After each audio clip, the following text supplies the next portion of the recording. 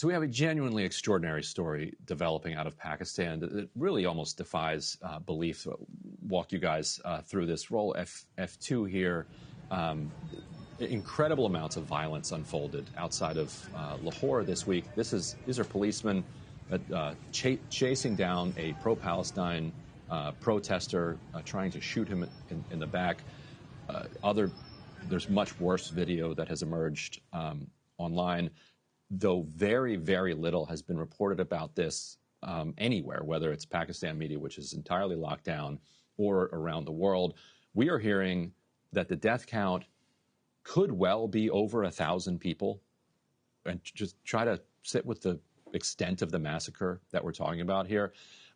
Before we get into the details, the context here is that this started right around the exact same time that Pakistan's Prime Minister, Shehbaz Sharif, was in Egypt with the rest of the Arab and Muslim countries celebrating the ceasefire deal. And these things are not disconnected at all. Shehbaz Sharif is in power because they flagrantly stole the election back in February of 2024 and have Imran Khan in prison. The United States has been dangling the threat of supporting the release of Imran Khan to basically corner Pakistan's military. Pakistan's military is currently in control. They operate through Shehbaz Sharif, but they operate at the blessing and the courtesy of the United States, which at any moment could basically signal you have to let Imran Khan out. And so Pakistan's military basically is doing anything the United States wants as a result. So let's roll just to understand what's happening in Egypt while this extraordinary violence is unfolding in Pakistan. Let's roll F6. Prime Minister Sharif of Pakistan, and also I have to say my favorite field marshal from Pakistan, who's not here, but the Prime Minister is here, and you're going to give his regards. Where are you? There you go. Thank you very much. Do you want to say what you said to me the other day? Come, would you like to say what you said the other day? I think it was so nice. Pakistan had nominated President Donald Trump for Nobel Peace Prize for his outstanding, extraordinary contributions to first stop war between India and Pakistan, and then achieve ceasefire along with his very wonderful team.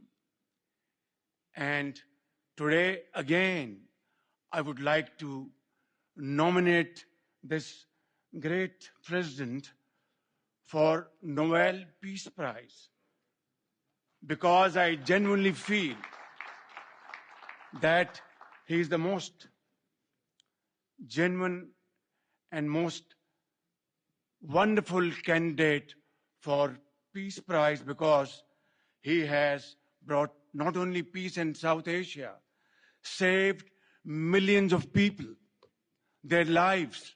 So Shehbaz Sharif is kind of infamous in Pakistan for those obsequious and kind of embarrassing speeches that he gives to people like Trump or Gulf leaders, or basically anybody that Pakistan needs money from or needs political cover from. But so the party in question here is known in Pakistan, that was the victim of this massacre, known as the TLP. So TLP are basically a product of the Pakistan military over the years. So when you have a military dictatorship, in order to kind of stay in power over the decades, they create all of these different political factions that have some tiny bit of independence but are effectively run either by the ISI or the Pakistan military or both. And TLP is one of them. And TLP these are hardcore far-right religious fundamentalists that could be deployed, for different, strategic or tactical reasons by the Pakistan military. And so to say that there are not a lot of good guys in this story would be an understatement. Like usually when the TLP is out there protesting, it's to try to get somebody executed for having an affair or having a nose ring or something. Like not the kind of people that make sympathetic figures in to Western liberals like myself, for instance. Yet, so the TLP was deployed here to protest against the Gaza war and to protest a little bit about Pakistan getting a little closer to Israel and hinting at some type of normalization here. Saad Rizvi, who's the head of the TLP, announced this protest during his Friday prayers. But then you might be thinking, wait a minute, TLP, which is a creation of the Pakistan military, is going to be protesting against Pakistan? Like, what on earth is going on here?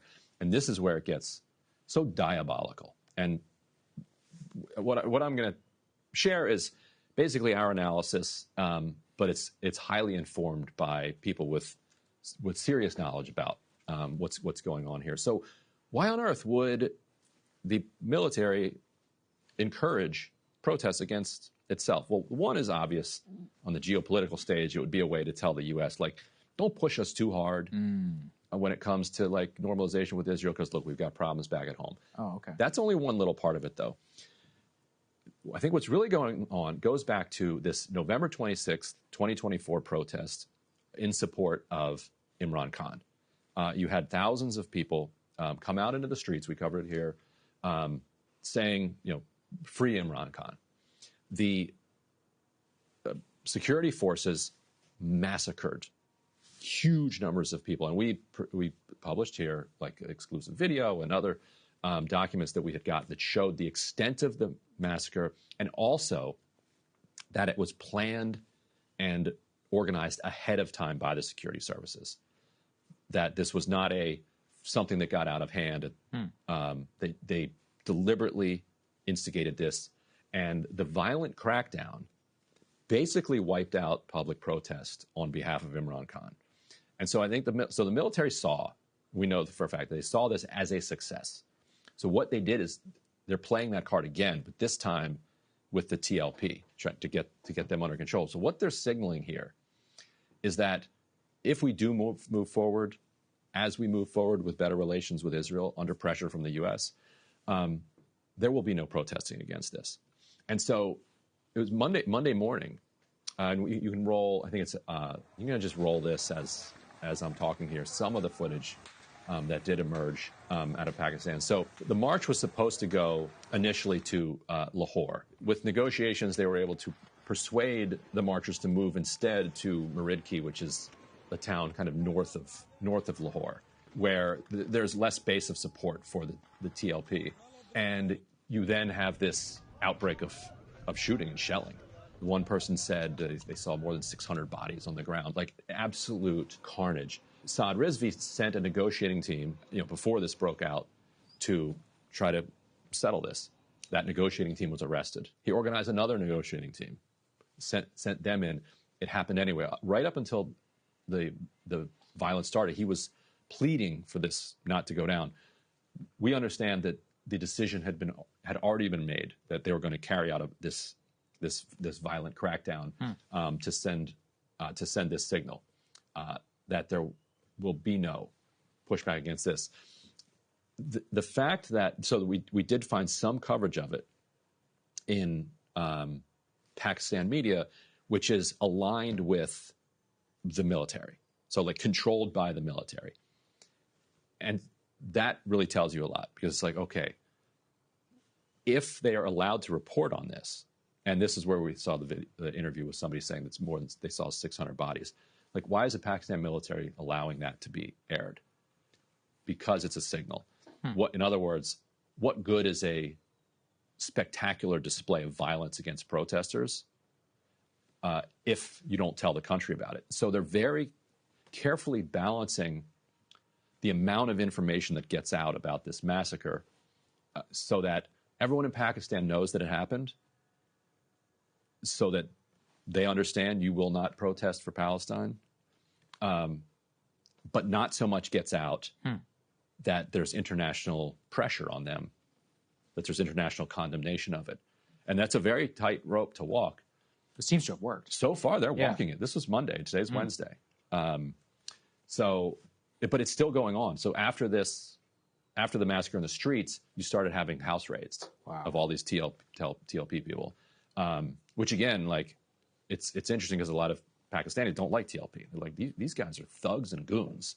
And like, they're mobs that go around like stoning people. Like, so we don't have any sympathy for them.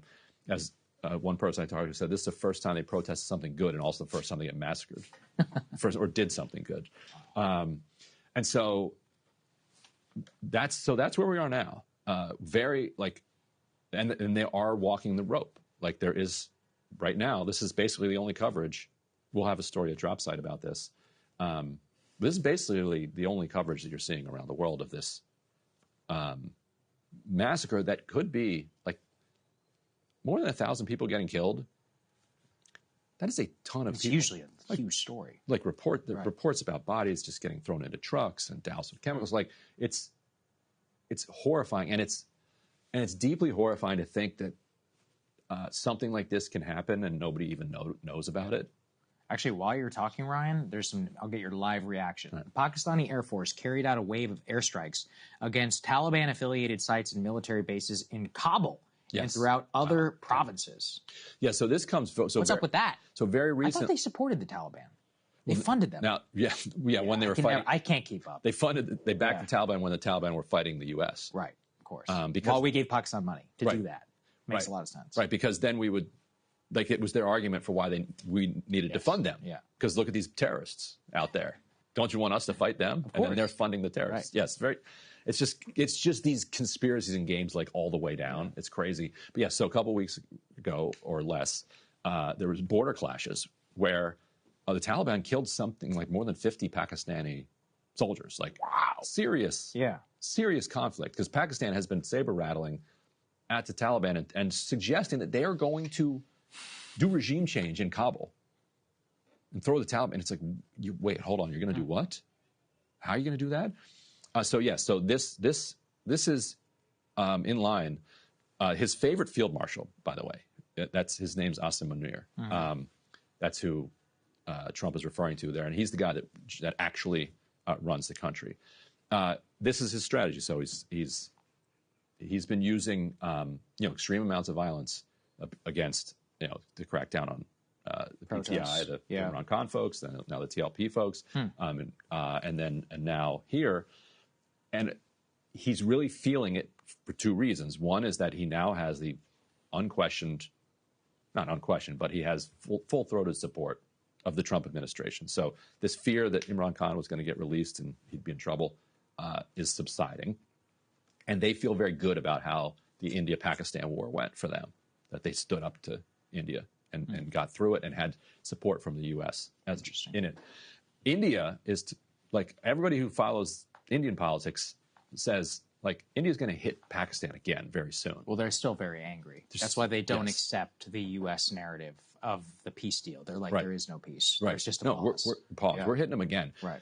So Asim Munir might be proud of the way he's navigated this so far, but to have a two-front war, Afghanistan and India, while also cracking down on your fundamentalist right and your populist faction of Imran Khan supporters, if you're India, you're like... now's the time. Yeah. Yeah, hit him. This guy's... Hit him hard. Yeah, so I don't think we've seen the last of this situation, that's for sure. Well, thank you for the update, Ryan, as always, our resident Pakistan correspondent. I thought I knew a lot about Pakistan until I met this guy. It's the best part.